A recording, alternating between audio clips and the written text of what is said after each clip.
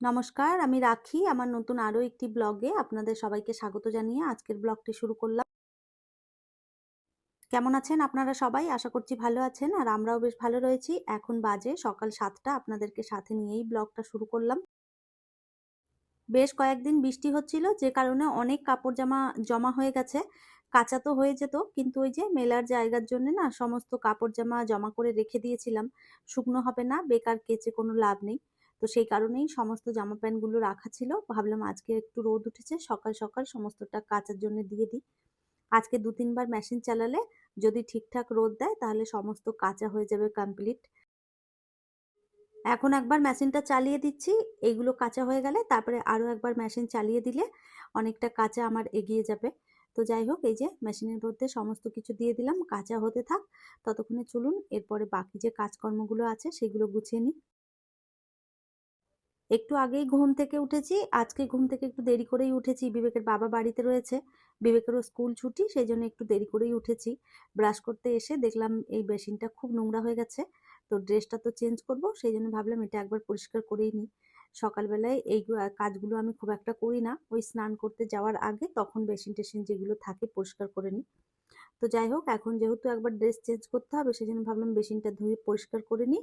Brush করে তারপরে নিজে গিয়ে ফ্রেশ হব।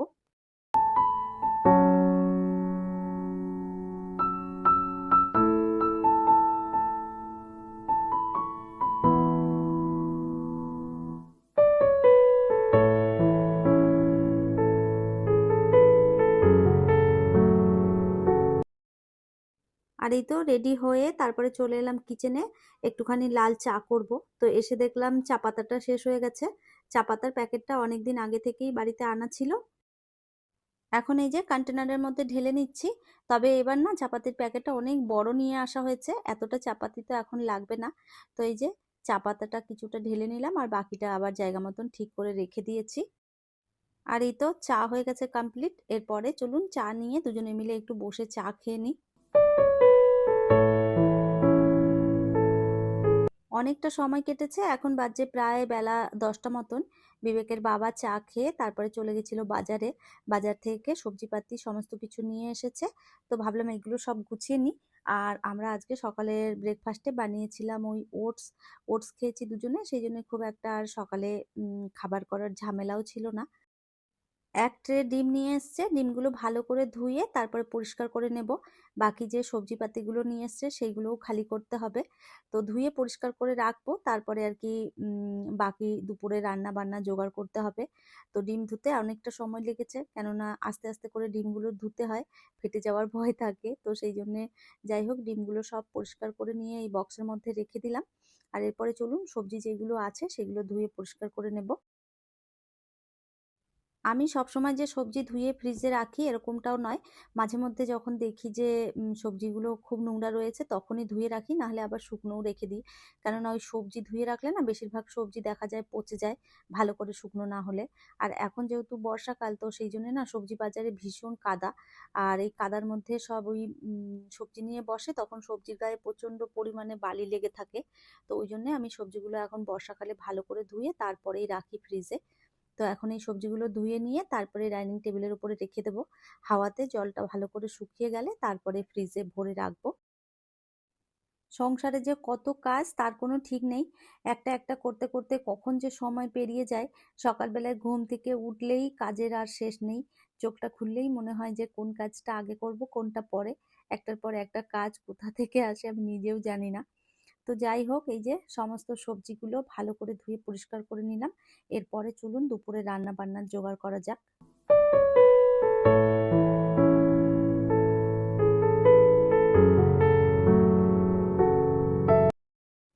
আজ ডিমের তরকারি রান্না করব। আলু দিয়ে ডিম একদম সুন্দরভাবে মশলা দিয়ে কষা কষা করে করব।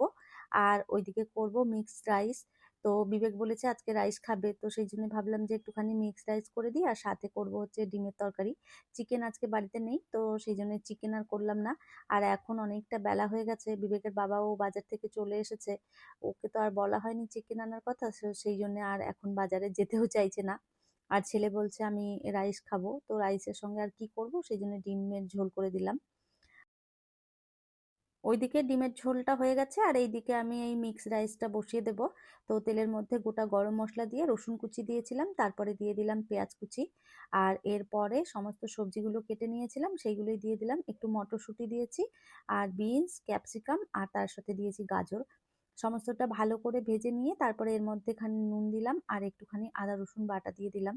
এরপরে ভালো করে আদা রসুনের কাঁচা গন্ধটা চলে যাওয়া পর্যন্ত নেড়ে নিলাম। আর এরপরে এর মধ্যে দিয়ে দিলাম পেঁয়াজ আর ডিম আর একটুখানি চিংড়ি মাছ ছিল সেগুলো ভেজে দিয়েছি। এর মধ্যে চিকেনও অনেকে ভেজে দেয়, আমি আর চিকেনটা দিলাম না যেহেতু চিকেন নেই বাড়িতে, তো কোথা থেকে দেব। আর এর মধ্যে দিয়ে দিলাম একটুখানি সয়া সস আর তার সাথে দিয়েছি একটু মিষ্টি, চিনি আর কি। তো সমস্তটা দিয়ে এই যে ভাতটা দিয়ে ভালো করে নেড়ে চেড়ে নামিয়ে দেবো। এইভাবে একদিন রাইস করে খাবেন, ভীষণ ভালো হয়। বিবেকের বাবা এই রাইসটা ভীষণ পছন্দ করে। রান্না বান্না কমপ্লিট করে সমস্ত বাসন ধুয়ে রান্নাঘর একদম সুন্দরভাবে পরিপাটি গুছিয়ে নিয়েছি। আর দেখুন রান্না বান্না করার পর রান্নাঘরটা গুছিয়ে নিলে না আলাদাই মনের শান্তি হয়। সেই সকালবেলায় কাপড় দিয়েছিলাম মেশিনের মধ্যে, সেইগুলো আর মেলার সময়ই পাইনি। তো এখন এই যে চলে এসেছি, কাপড়গুলো মিলে দেবো। আরও একটা মেশিন কাপড় কাচার জন্য দিয়ে দিয়েছি। আর এদিকে আমি স্নান করেও নিয়েছি, বিবেকের বাবা, বিবেক সবাই স্নান করে নিয়েছে। কাপড়গুলো মিলে দিয়ে তারপরে যাব আমরা আর কি খাওয়া দাওয়া করতে। এখন বাজে বেলা 2টোর মতন আর রোদ রয়েছে, এক্ষুনি এই কাপড়গুলো শুকিয়ে যাবে আধা ঘন্টা 1 ঘন্টার মধ্যে। তারপরে বাকি যে কাপড়গুলো কাচতে দিয়েছি সেগুলো আর কি মিলে দেব। তো এই যে কাপড় চোপড় মিলে দিয়ে এসে তারপরে খেতে বসে পড়লাম। আর এই যে আজকে রান্না করেছিলাম রাইস, সাথে ডিমের তরকারি আর একটুখানি শশা কেটে নিয়েছিলাম। এই ছিল আজকে দুপুরের মেনু।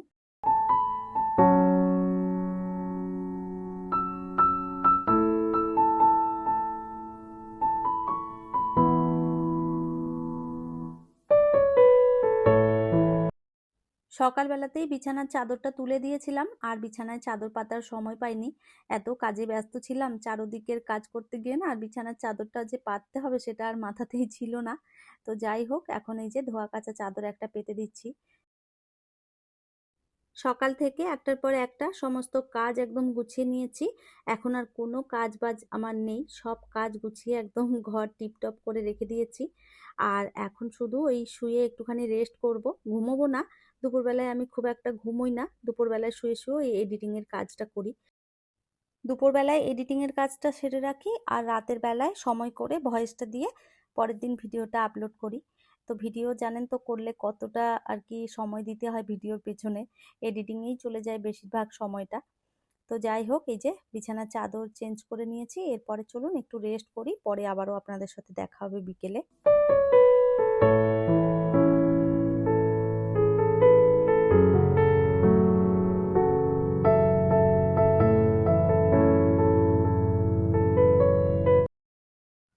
এখন বাজে সন্ধে 6টা, আমি বেলকনিতে এসে কাপড় জামা যে কটা ছিল সমস্তটা তুলে নিয়েছি। আর এখানে দাঁড়িয়ে বাইরের ওয়েদারটা দেখছিলাম, ভীষণ সুন্দর একটা ওয়েদার করেছে। সন্ধে প্রায় হয়ে গেছে, তবে এখনো পর্যন্ত অন্ধকার হয়নি। তো এখানে বেশ কিছুক্ষণ দাঁড়িয়ে সময় কাটিয়েছি।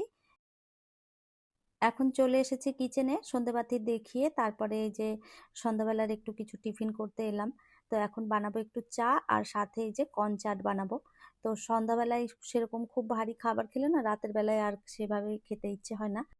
আবার সন্ধ্যেবেলাটায় যদি চিন্তা করি যে কিছু খাবো না, তখন আবার সন্ধ্যেবেলাটায় একটু খিদেও পেয়ে যায়। তো যাই হোক, একটুখানি কনচাট বানিয়ে নিচ্ছি, আমি, বিবেক আর বিবেকের বাবা তিনজনে খেয়ে নেবো। আর এই দিকটাতে বসিয়ে দিলাম একটুখানি চা। চাটা যতক্ষণে ওইদিকে হচ্ছে ততক্ষণে এইদিকে কাটাকাটি যেগুলো আছে সমস্তটা চলুন করে নিই। এই কর্ন চাটটা খেতে বেশ ভালোই লাগে। স্মার্ট বাজার থেকে একটা কর্নের প্যাকেট নিয়ে এসেছিলাম।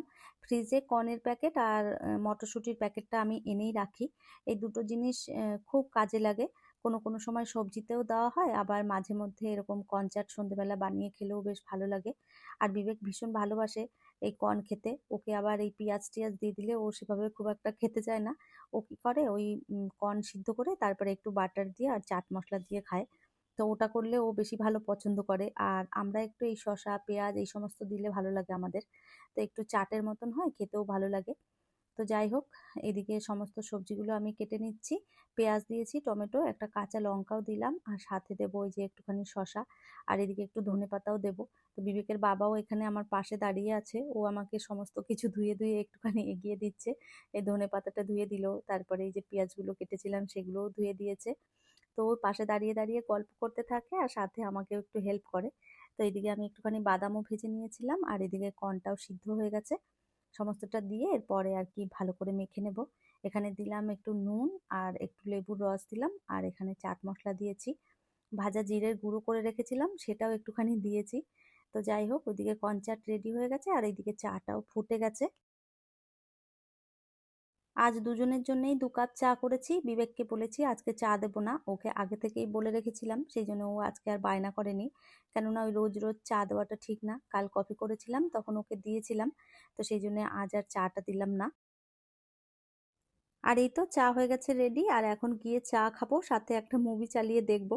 বিবেকের বাবা বাড়িতে থাকলে বেশ সুন্দর মুভি চালায়। একদম মানে ওয়েব সিরিজ গুলো চালায়, এত ভালো লাগে না দেখতে, মনে হয় না যে আর উঠবো ওখান থেকে। তো ওই বসে বসে মুভি দেখতে দেখতে কনচার্ট আর চা খাবো। চলুন তাহলে।